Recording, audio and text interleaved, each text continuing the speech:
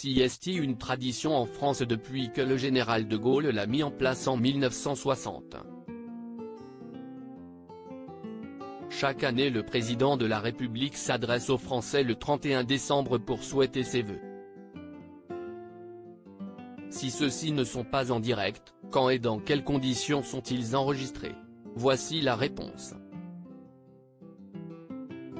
Sieste une tradition à laquelle le président de la République Emmanuel Macron est attaché.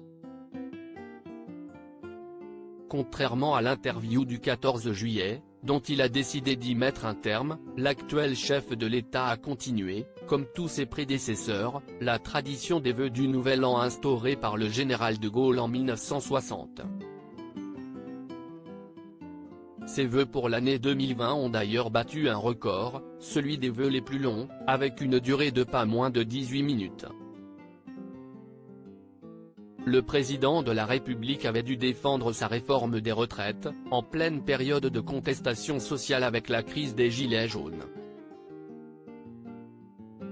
Vœux présidentiel du 31 décembre, un enregistrement dans l'après-midi cette année, comme si est très souvent le cas, les vœux du président n'auront pas lieu en direct.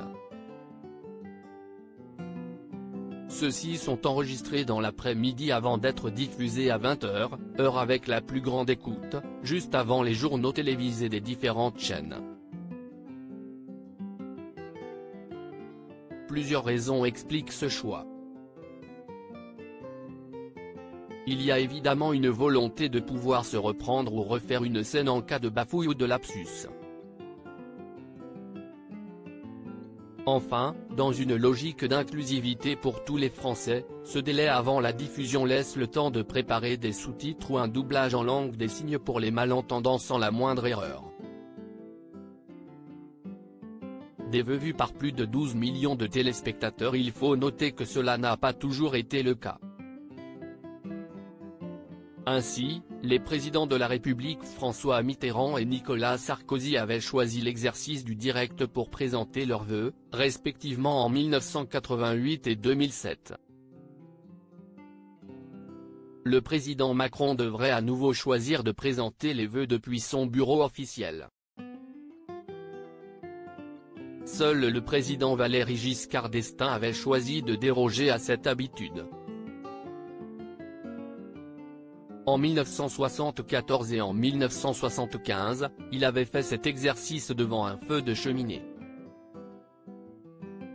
Il avait même associé sa femme, la première dame Anne-Yvonne Giscard d'Estaing pour les vœux de l'année 1976.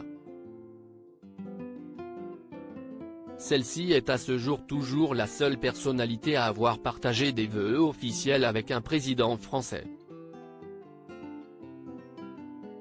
Cette année encore, Emmanuel Macron devrait rassembler une large audience.